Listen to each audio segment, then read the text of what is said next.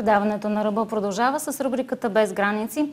Цената на тока, парното и изобщо енергийната зависимост и независимост на България от Русия винаги се били гореща тема. Разбира се, тази тема ражда и много вицове в интернет пространството, последният от които звучи: президентът Обама отишъл на посещение в Истанбул и останал впечатлен колко добре е осветлен градът край Босфора. Откъде имате толкова много ток, попитал той. Ами, купуваме от България. А къде е тази България, на своя ред запитал президентът Обама. Ами, ей натам, някъде в тъмното, обяснили турците. Българската енергетика винаги е била горещ картоф във всички правителства. Сега на дневен ред са строителството на 7-ми блок на АЕЦ Козлодуй и строителството на Южен поток. Каква е гледната точка за проектите на бившия министър на икономиката и енергетиката Трайчо Трайков по проектите? Ще говорим с него днес в рубриката Без граници. Добър вечер, господин Трайков. Добър вечер. Първо започваме с последните новини около вас. Съдът ви уневини по казуса с фирма Каолин. Да припомним за зрителите, така бяхте заподозрян, не обвинен, в източване на предприятието чрез офшорни сметки. Един от основните обвинители беше лидерът на движение България без цензура Николай Бареков. Какъв всъщност е казус? Казусът всъщност е съвсем различен от това, което казахте. Сега последните мозъчни проникновения на цитирани от вас господин тепърва ще срещнат отпора ми, аз ще преценя по какъв начин. А иначе казусът, който беше решен от съда, беше решение въз основа на мое искане съда да обяви решението на Комисията за конфликт на интереси за незаконно.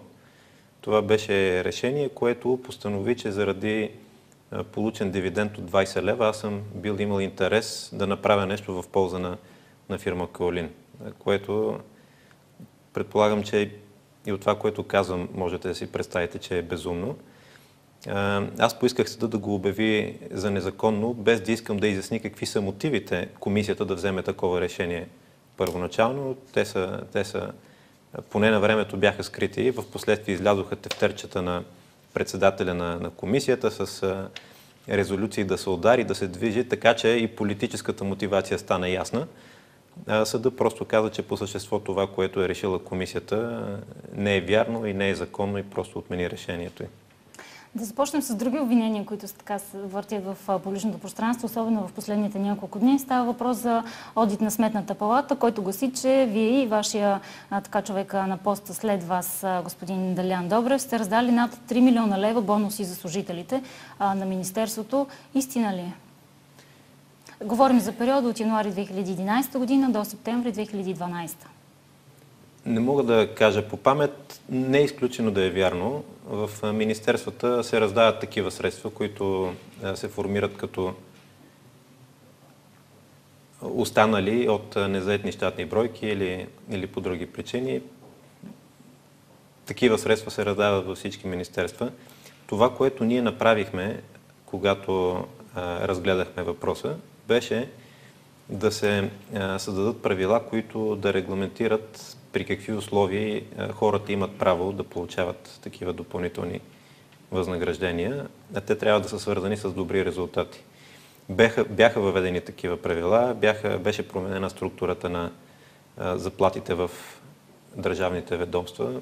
Честно казано, не съм сигурен каква е политиката на сегашното правителство по този въпрос.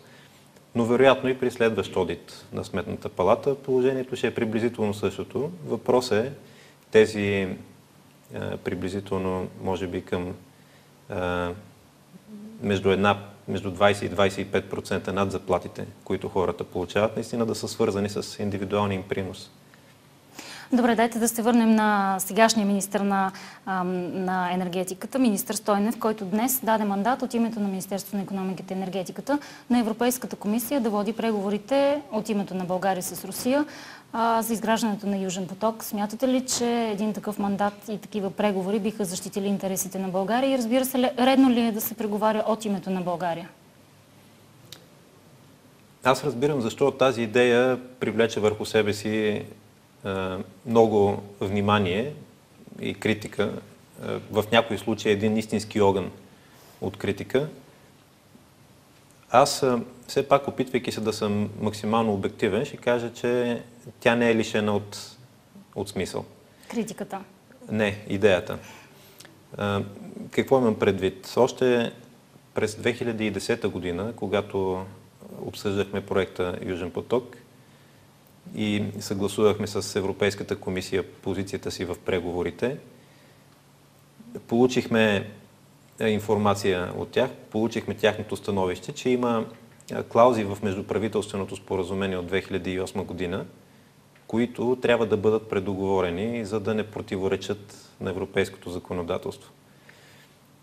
Разбира се, поставихме този въпрос пред руската страна. Изрично записахме в един от документите споразумение за развитие на проекта. Изрично записахме по мое настояване, че междуправителственото споразумение ще бъде приведено във вид, който отговаря на европейското законодателство. Както знаете, аз нямах възможност да доведа до край тези преговори. Затова моите приемници също се сблъскаха с този проблем.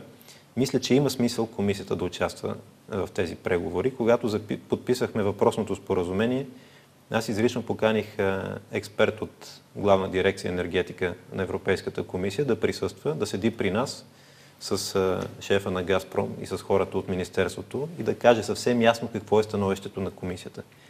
За да няма след това обяснение, че Газпром нещо не е знаел, не е разбрал и така нататък. Друг аспект на същата тема е, че в рамките на Европейския съюз има много общи политики, но енергийната политика някакси не беше част от общите. И причината за това беше, че ръководителите на големите държави в Съюза, като Германия, Франция, Италия, смятаха къде с основание, къде не съвсем, че могат да говорят с страни от ранга на Русия като равни с равни и да решават, да преговарят и да решават въпросите помежду си, общо взето при коректни условия. Очевидно, за малки страни като България, които зависят почти 100% от Русия, а в същото време представляват половин процент от пазара на Русия, дисбалансът е огромен. В скоби ще кажа, че когато представители на БСП казват, че е нужно да се търси не независимост, а взаимна зависимост, това звучи правилно теоретично, но е подвеждащо, защото в случая става дума за това, което казах. Ние зависим от тях на 100%, те от нас на половин процент. Очевидно това не е взаимната зависимост, която търсим.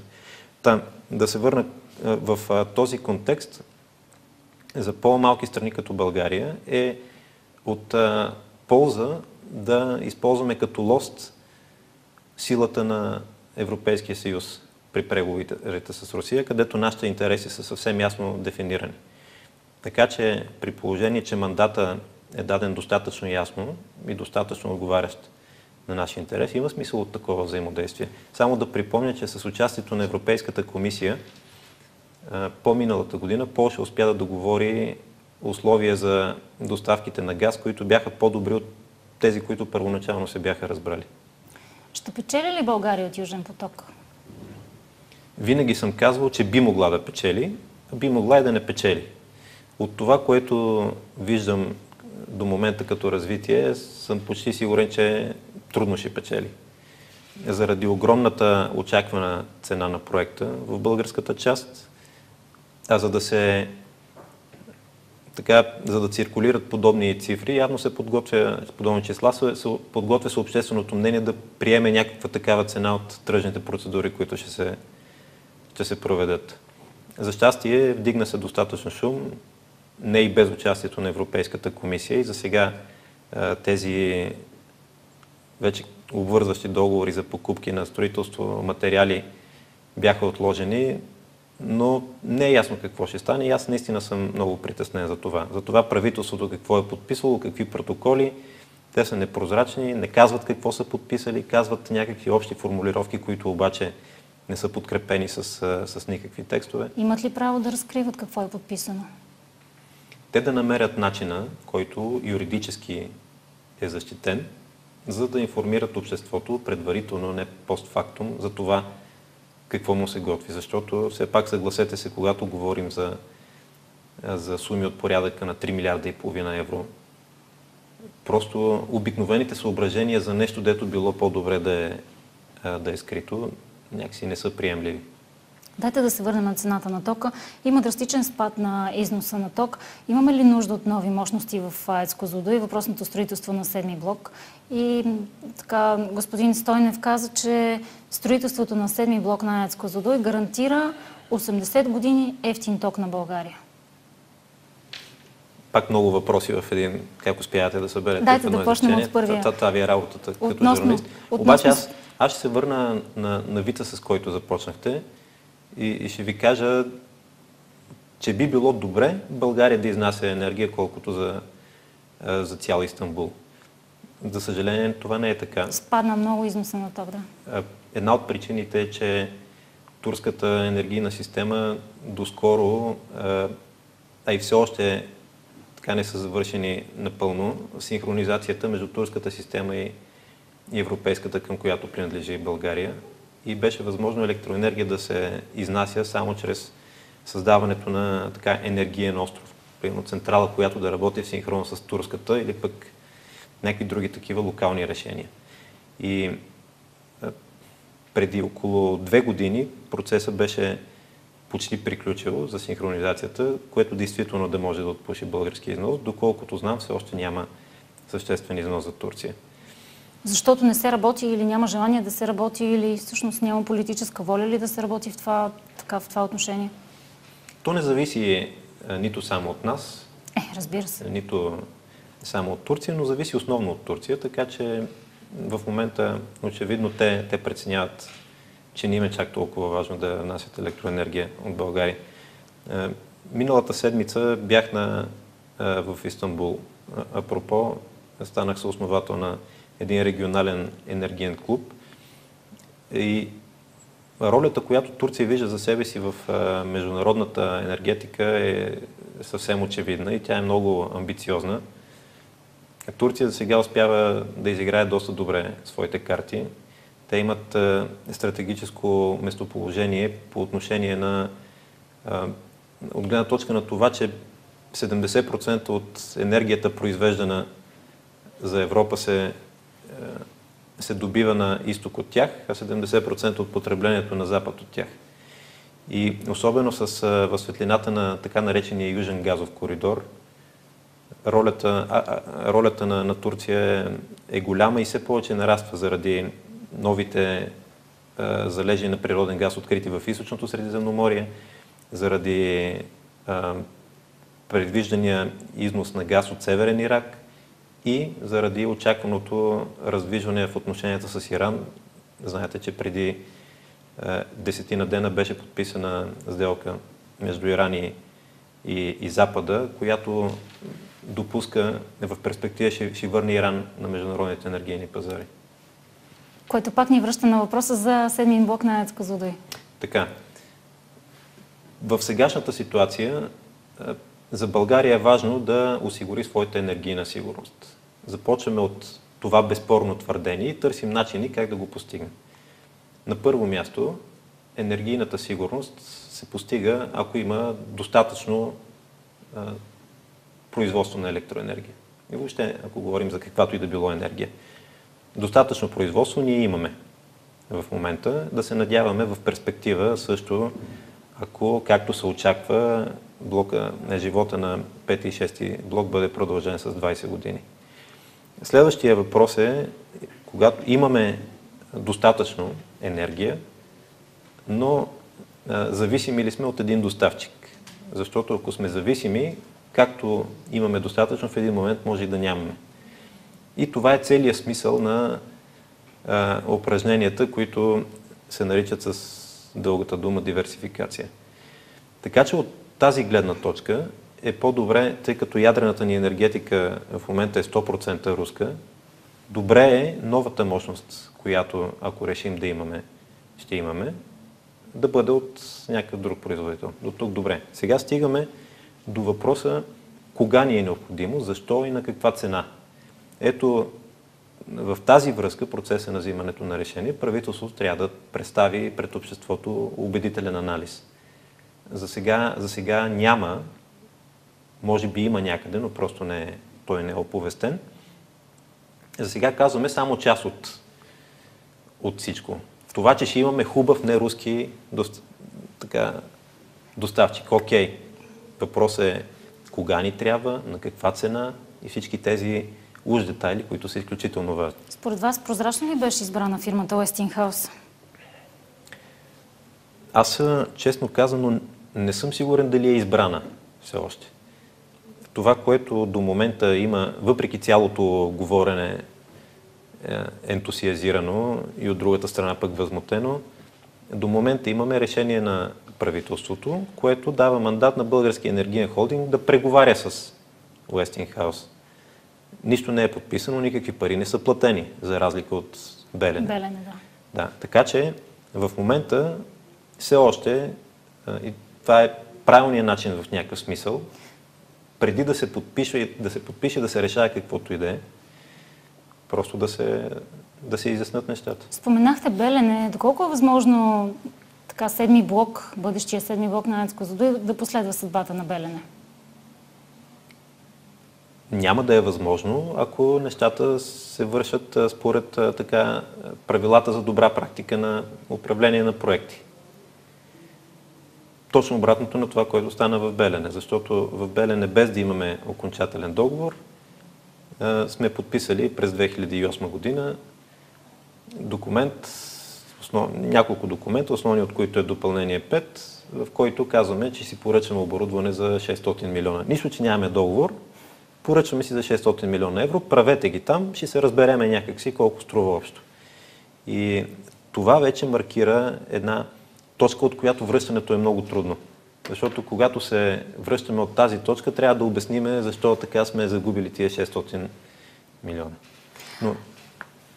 Ако така сменим малко кръга на въпросите, да погледнем към Украйна, доколко събитията в Украйна могат да повлияят на доставките на газ? И ще ви кажа, един приятел скоро беше в Украйна, също колега журналист, и той каза, в Украйна попадаш в две крайности. Навън е минус 20, когато се влезе вътре в стаята е плюс 35, понеже парното е надуто до дупка.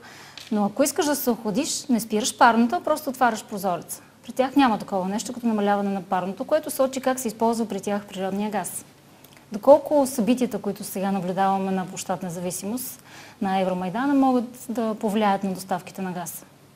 Да, това е системата на отворените прозорци за регулиране на температурата в помещението, която и в България беше доста популярна, когато енергията беше субсидирана, когато хората не знаеха истинската й цена. Доколко сега ролята на енергетиката и Русия в това, което се случва в Украйна, е безспорна. Така че това е един хрестоматиен пример за това как, ако си много зависим от някого няма на къде да мръднеш за нещо, при решения, които са в съвсем друга сфера, ти трябва да се съобразяваш с този някого. Това е, което става.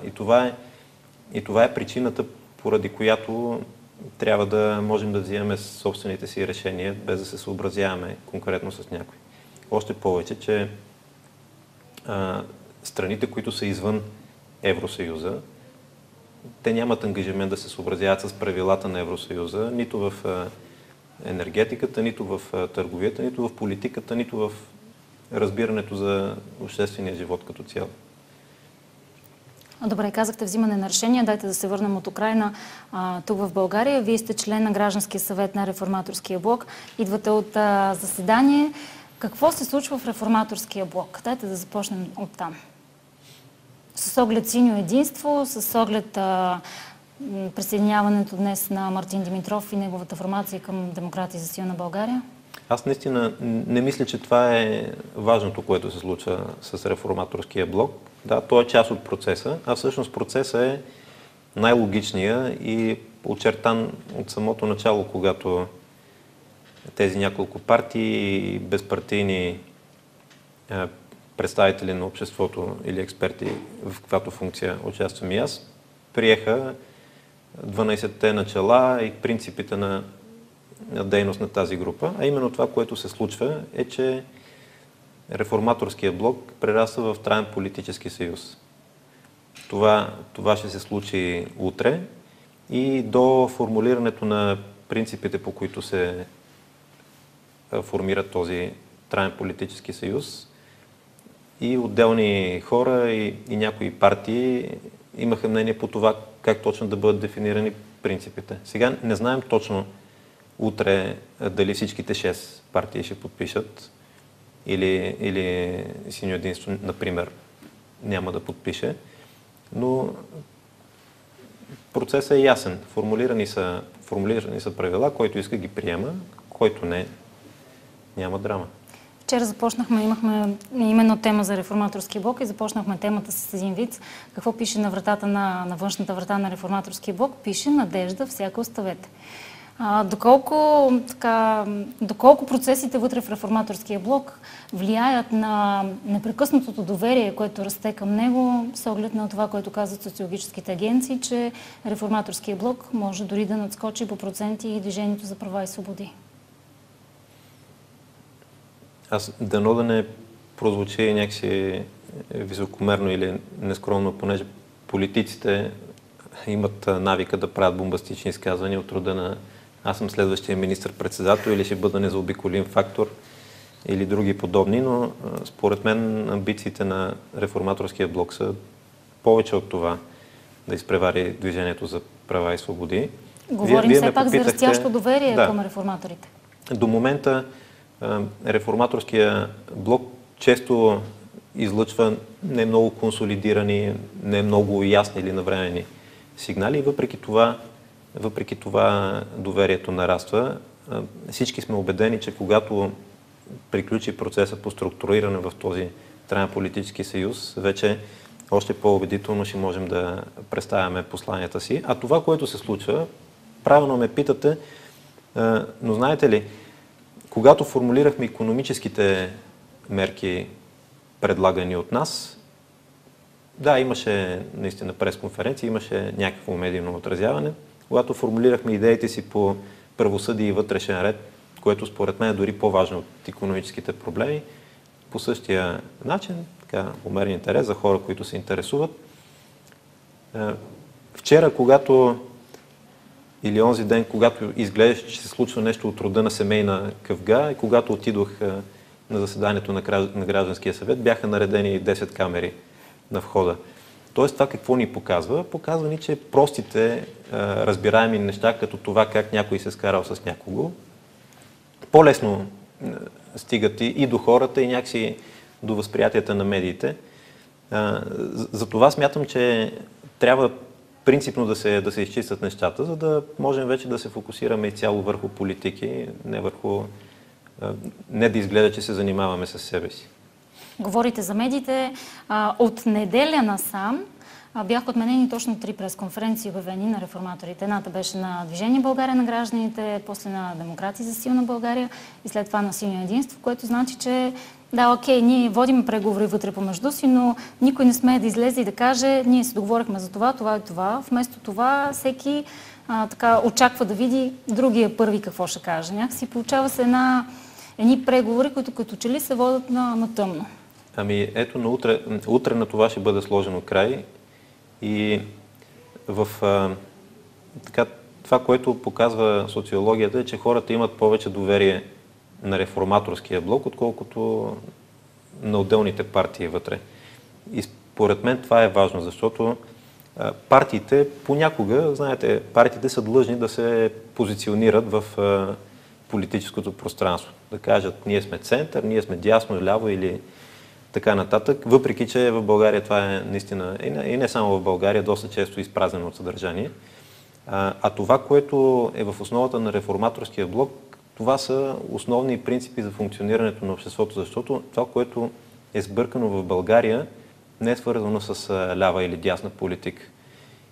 И аз до преди известно време нямаше да повярвам, че аз като убеден десен икономист ще кажа това. Но проблемите на България не са нито десни, нито леви, те са основополагащи. Това, че ако имаш търговски спор, не можеш да си сигурен, че ще получиш справедливост от съда. Или че Комисията за защита на конкуренция ще предприеме правилните действия. Или че в обществените поръчки имаш равни права. Или пък, че някой по-силен конкурент, свързан с правителството, няма да ти вземе бизнеса. Това са неща, които наистина нямат общо с лявото и дясното. Предизборните платформи и въобще платформите, които залягат в основата на реформаторския блок, са много хубави. Единственият въпрос, който става, да видим дали ще бъдат спазвани, не само, че ще бъдат прияти. Благодаря ви, господин Трайков, за това участието в На ръба. Ние продължаваме напред с отказ от пресконференцията на Демократи за сила на България, след което тук в студиото ще бъде моята колежка Гергана Добрева, която ще коментира темата за скандалите в църквата. Нейни гости ще бъдат Константин Събчев, журналист от вестник Стандарт, и доцент Константин Нушев, преподавател в Богословския факултет. Останете с Канал 3.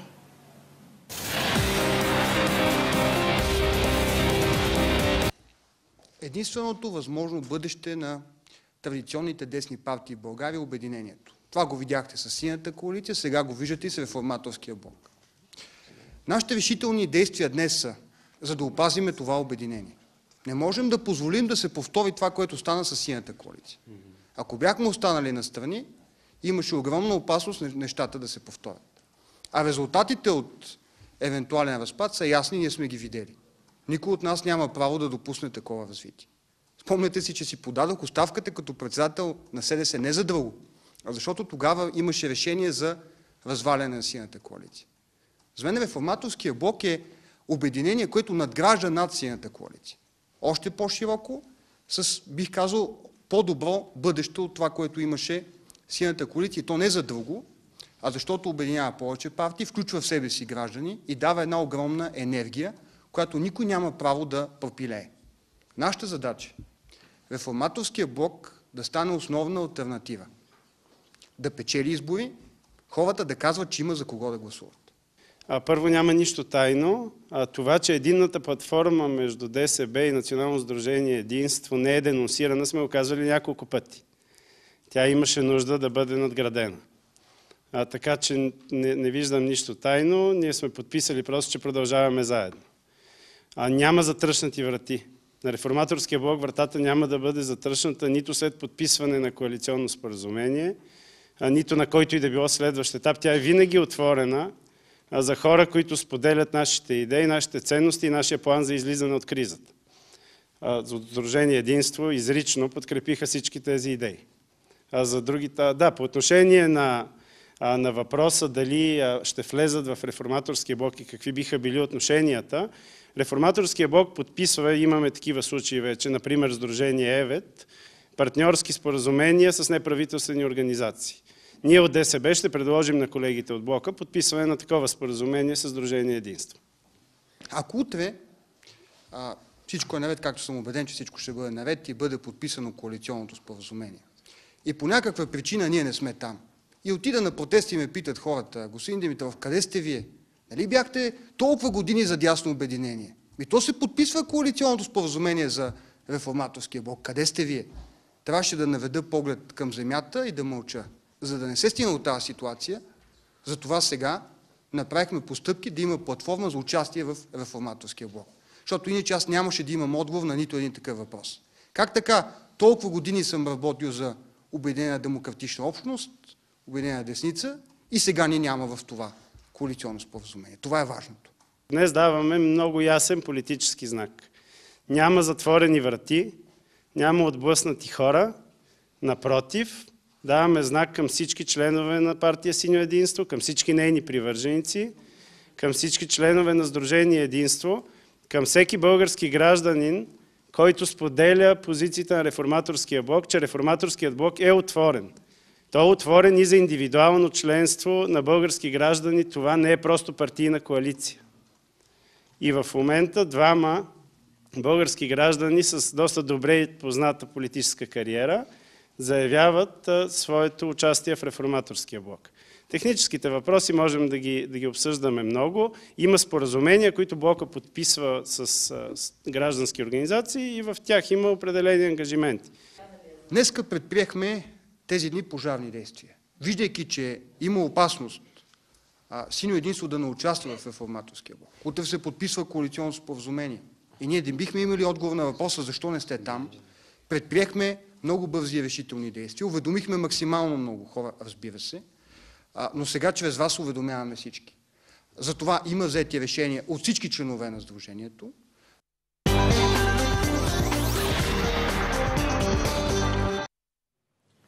Предаването на Ръба продължава с рубриката "Зад кулисите". Наближават най-светлите християнски празници и в тези дни се замисляме за духовността, за светлината и за вярата. Вече повече от месеци ставаме свидетели на скандали в Българската православна църква, които засенчват Коза Ностра и Камора, където също подкупват, търгуват с влияние, а извинение не последва. Изчезва ли духовността и загубва ли се вярата сред християните след всичко случващо се? Отговор на този въпрос ще потърсим от нашите гости, които са в студиото на Ръба. Казвам добре дошли на Константин Съпчев, журналист от вестник Стандарт, и доцент Костадин Нушев, който от Богословския факултет. Как вие прочитате случващото се в Българската православна църква? Въпросът ми е към двамата. Действително, в времето на Рождественския пост, за съжаление, което съвпадна с изборите за Варненски митрополит, за съжаление станахме свидетели на много скандални моменти. Това, разбира се, е продиктувано от самата специфика на процеса на издигане на кандидати, от много проблеми, слабости, компромиси, които очевидно са правени през предходните години. И добрият изход обаче, след втория опит за излъчване на кандидати, дава известна надежда, както и господин Съпчев в неговия анализ от вчера във вестник Стандарт казва, че обнадеждаващи, радостни моменти има в това, че след протестите на миряните от Варна, все пак Светия Синод се съобрази с тяхното мнение и анулира първия вод и даде възможност за повторен вод. Разбира се, бихме могли да търсим причините в най-различни насоки. Според мен, според моето скромно мнение, това, че от една страна в досегашната практика за избори имаше опити да се създаде една технология на провеждането на митрополитския вод, при която така се организират нещата, че да има един фаворит и един неизбираем, т.е. още от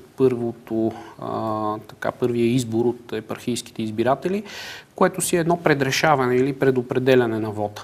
Протеста на вярващите от Варна обаче показа, че те не са съгласни вече с такива практики и те предпочитат да се изпълни каноничната традиция, каноничната практика, при която се излъчват двама достойни кандидати. Тоест да не се прилага вече този изпитан метод за един избираем и друг подгласник, който е неизбираем, а наистина те да имат свободата и възможността да излъчат двама достойни кандидати.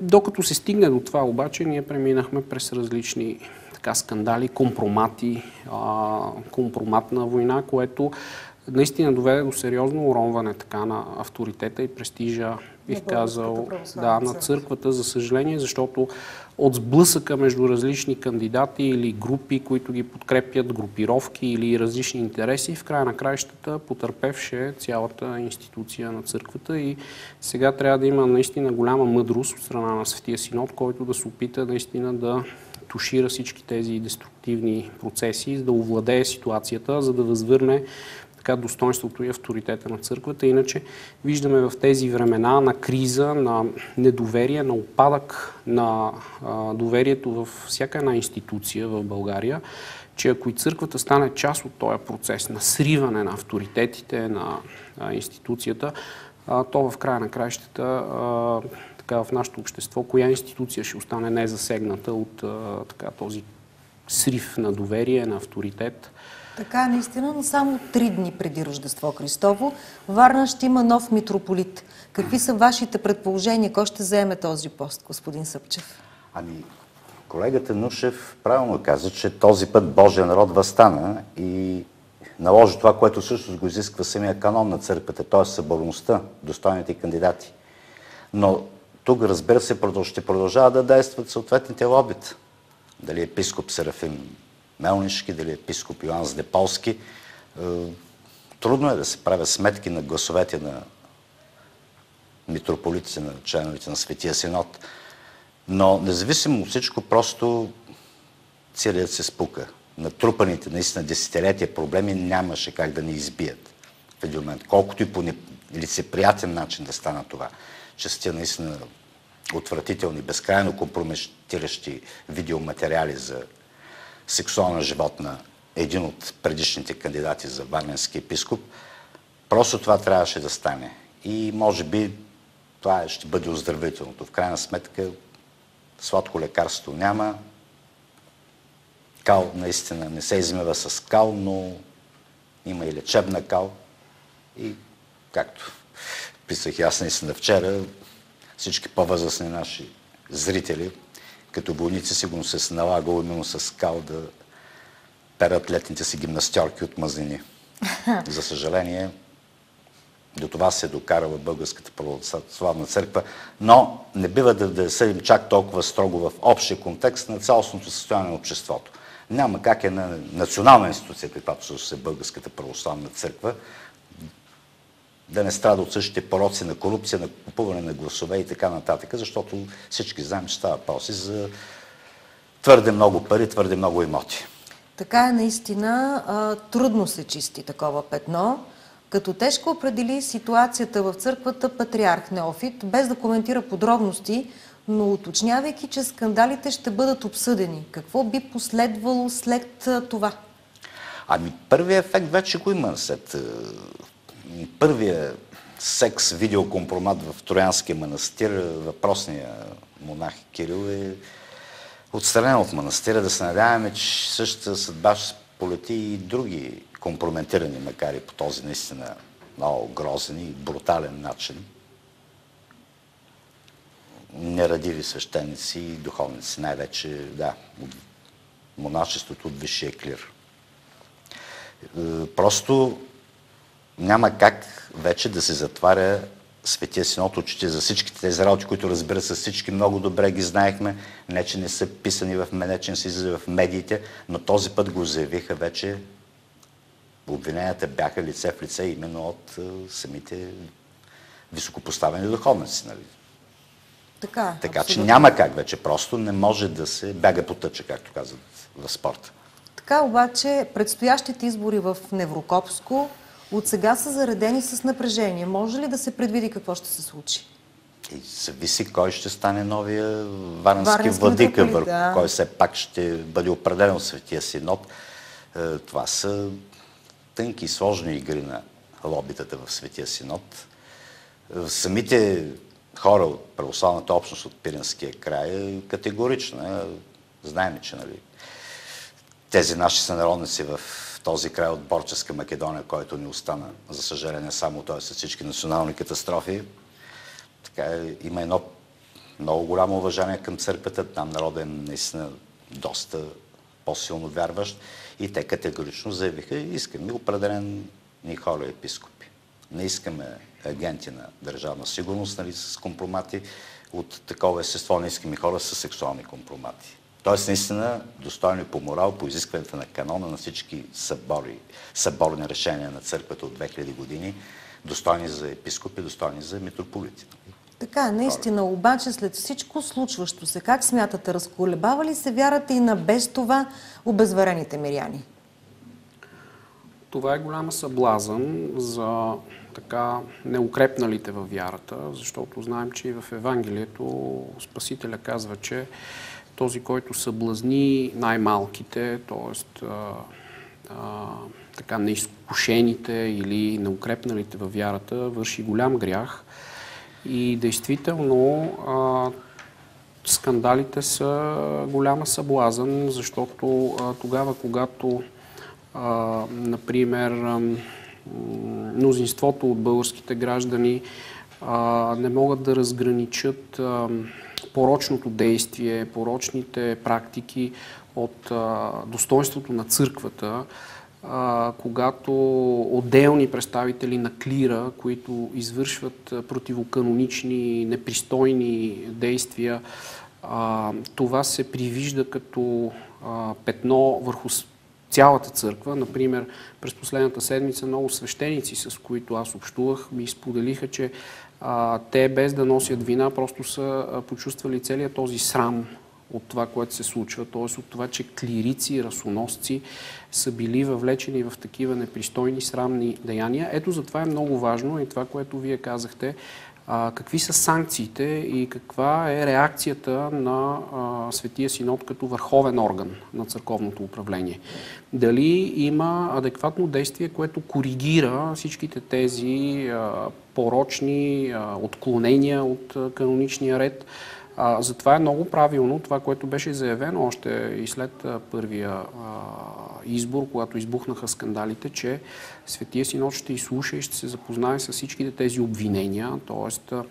ще прецени твърденията и на епископ Игнатий, и на епископ Борис, въобще, за да може да се види дали една предизборна кампания е провокирала такива непочтени средства, като компрометиране на определени кандидати, слухове, непотвърдени изказвания, обвинения, защото всъщност, когато се прилагат подобни средства, те всъщност водят до така разклащането на авторитета на църквата.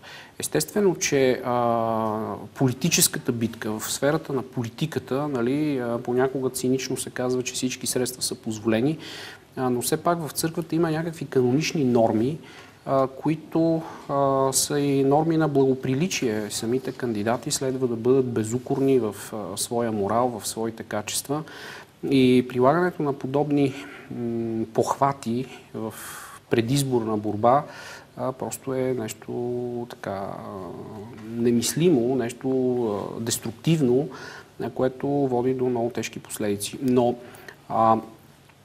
тези случки показват, че може би нещо в практиката на организиране на избори трябва да бъде преосмислено. Тоест, или Светия Синод трябва да се замисли в правилата и в устава, които са заложени, или да даде възможност на всеки един от кандидатите да изложи своите виждания, защото сега съществува едно такова правило, че всеки епископ, който е кандидат за митрополит, просто трябва да напусне епархията, за да не влияе върху потенциалните избиратели. Виждаме, че това правило вече трудно може да се изпълни. Това няма ефект на практика. На практика няма ефект. От друга страна, избирателите казват, че не са запознати с личностите на кандидатите. Тоест, може би трябва да се преосмисли това в този период. Кандидатите, които така са включени в листата на избираемите епископи, по някакъв начин да могат, да речем, да отслужат една литургия, да проповядват, да изразят своето виждане за управление на епархията, т.е. да има някакъв елемент на състезание на възгледи, на виждания, на качества. Дали обаче църквата е отворена? Да, както някога в древната църква или както примерно по време на Възраждането, където църковните общини са избирали своите свещеници и до ден днешен има такива практики. Ами те искат да чуят свещеника, как проповядва, примерно в нашите общини в Канада. Да, доцент Нушев, обаче какво ще каже Оле, пресвитерианска църква прави? Не. Знам от сега аргумента какъв ще. Не, имам предвид, че ясно е, че съществуващата практика води до това, че ето виждаме един кандидат влиза в епархията, агитира, среща се с избиратели, т.е. случва се нещо, което очевидно трябва добре да се помисли. Или всички участници наистина спазват стриктно ограничението да нямат контакт с избирателите, за да има безпристрастност, или всички имат равен достъп до някаква форма на така разкриване на своите виждания, възгледи. Защото същото може би ще се повтори в избора в Неврокопската. Очаквате ли такова нещо? Ето, вие казвате, те имат свой фаворит. Добре, сега всички се радват, нали, има списък, че дядо Серафим получи толкова много гласове във Варна, обаче нека да си назначи синода дядо Йоан, пък за да може той да си остане за Серафим си го дайте на нас. Ето това е гласа на Божия народ. Така Така е. Но устава, но преди всичко, както каза доцент Нушев, трябва да се промени устава. За сега устава... Да, нещо в правилата, нещо в практиката, защото виждаме, че местните хора, в края на краищата, това е паството, той има и така е организиран самия избор. Той и в сегашния му вариант включва възможността, след като местните хора харесват определен епископ, те имат право техните избиратели да го номинират и да го излъчат сред двамата избрани на първия кръг. Но единия все пак крайното решение на синода. Така, добре. След всичките тези скандали, гей скандалите, скандала с избора на митрополит Варненски, те оздравителни ли са за българската църква? Как смятате? Аз мисля, че те биха били оздравителни, ако има адекватно действие, адекватна реакция от страна на Светия Синод като върховна управа. Защото знаем, че всяка криза, какво представлява кризата сама по себе си. Това е един критичен момент, в който старите правила вече просто не работят. Тоест или както японския знак за криза и успех, нали? Да, кризата може да доведе или до тотален упадък, или до тотален разпад на институцията, защото тя показва, че вече не може по стария начин да се процедира. Има други сили вече, появили са се, дали ще ги наречеме, както вие във вашето предаване казвате, зад кулисите, дали зад кулисни сили, дали някакви бизнес интереси, дали лобита, дали групировки, които се сблъскват на терена на църквата, и затова съществуващите правила, канонични, правилата на устава, практиката на синода, трябва да се умее да регулира тези центробежни сили, така че да не разрушат самата институция. Тук имаме един двоен натиск. Да, задкулисие, икономически интерес, лобит, от друга страна пробуждане вече на православния народ по места, на свещеници мирени, колкото и странно да е, тези два по принцип противоречащи си потока могат да доведат до нещо добро. Ако обаче процесите се канализират в добра насока, нали? Ако не стане така, че... Това вече в ръцете на синода. Да. Така, добре, тоест да бъде адекватен към ставащото, защото вече няма, като Штраус не може да се крие повече. То всъщност няма вече изход. То до такава степен е стигнал, че трябва да се действа. Не вече. Нещата са, проблемите са вече излезли официално, както се казва, наяве. По-официално това, което гледахме по телевизиите, няма. Така, здраве му кажи наистина. Може ли обаче българската православна църква да обедини българският народ, който е разцепен от една страна от протести, а самата църква страда от още по-голямо разединение? Нещата са взаимовързани. Просто при една добра решителност, църквата винаги духовни водачи в миналите векове е излъчвала, да се надяваме, че и сега ще се случи това, просто да се яви в истинската си роля на духовен водач. Да каже, стига, нали, не бива, проблемите, конфликтите трябва да се решават мирно, трябва да се търси компромиса, но за да бъде тя, за да има този авторитет, самата тя трябва. Първо тя да се оправи, а след това да оправя гражданското общество. Трябва да излъчва авторитет, да излъчва стабилност. Аз си спомням в началото на годината при патриаршеския избор.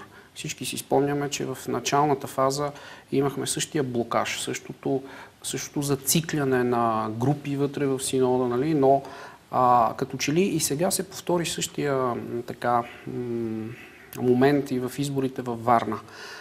Когато кризата стигне до такива размери или така дълбочина, като че ли се задейства някакъв все пак духовен инстинкт в самите вярващи, в клириците, и те се умяват да намерят правилното решение. Защото теоретично можеше да се възпроизведе същия резултат във Варна. Нали така? Да. Същите участници, същите избиратели. И същите евентуално дадени пари. Ако тези избиратели вече са, нали, подкупени, то те продължават да са си подкупени или продължават да участват в сделката. Обаче виждаме как все пак, както беше и с избора на дядо Неофит. Нали така? Да, беше драматично, разбира се. Не може, все пак църквата е една институция, която е духовна институция. Тя трябва да бъде стожер на морала, на духовността. Има някакви граници, има някакво ниво на търпимост към тези порочни практики и аз мисля, че и в двата случаи, при избора на патриарх Неофит и сега във Варна, кризата провокира такава реакция и такъв отговор от отговорните фактори, който дава добро разрешение и добър изход. Нека да си спомним, че през февруари месец, когато в България нямаше нито парламент. Нали, в един момент Нямаше каква министър-председател, надежда, нямаше нито патриарх. министър-председател, имахме президент, патриарх и главен прокурор. Даже и в Рим нямаше папа в един момент. и в един момент нали, съвпадна и с избори на римския папа. По какъв начин вие като журналисти може би сте проследили как нивото на доверие и на авторитет на църквата се покачи и наистина фигурата на патриарха, така както и в каноните и в каноничната традиция, като духовен отец, нали, като авторитетен духовник, водач на нацията, който трябва да даде някакво балансирано... Между другото, той влезе наистина малко след тяж старт, както се казва в патриарчеството си, точно по време на зимните протести. Действително първите му послания бяха много точни. Аз няма да го забравя, точно тогава, когато избирахме патриарха, тогава паралелно вървяха и протести. Точно така. И първите му слова бяха именно за мира, за помирението, за самоизгарянията, нали, протестирайте, имате право, но не и по този начин, защото не е християнски и така нататък. Но аз тук нещо друго искам да вметна, доцент Нушев.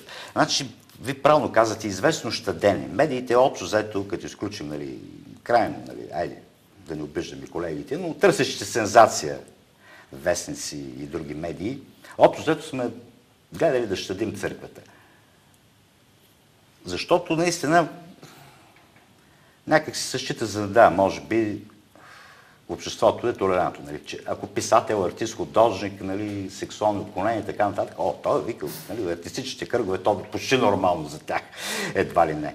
За политиците някак си и така. Защо обаче да се щадят за тези работи нерадивите, недостойните клирици? Точно те са, които именно те трябва пък да бъдат най-безукорни без това отношение. И затова казвам, че... Позволеното на Валона е позволено на Юпитер и обратното, нали, гласи римската Точно формула. затова казвам, че това е един много критичен момент, в който решимостта и безкомпромисното отношение към тези явления ще бъде един от критериите за оценка спрямо адекватността на това. Това е абсолютно задължително. Разговора ни върви на финал. Имам един последен въпрос, на който много искам да ми отговорите. Какви са опасностите за България и православието от инвазията на ислямизма? Визирам създаването на партия Помак. Тя инвазията на исляма спрямо не България, спрямо цяла Европа е факт от 20-30 и повече години. След рухването на марксизма на източния блок, когато целият този сляв свят, който беше така доста наляво залетял, се върна от Маркс обратно към Мохамед. Те опасности съществуват и тук вече Българската православна църква, това е работата, да укрепва вярата и, разбира се, активно да се противопоставят там в слабите места, в тези райони на България, където е този сблъсък. Това е проблема, но основният проблем все пак е на държавата, не на църквата. Църквата, разбира се, е длъжна да си каже думата, каквото може да прави, но тук наистина държавата е тази, която трябва да действа. Много ви благодаря за участието. Ние оставаме с рекламите, а след това с спортните новини.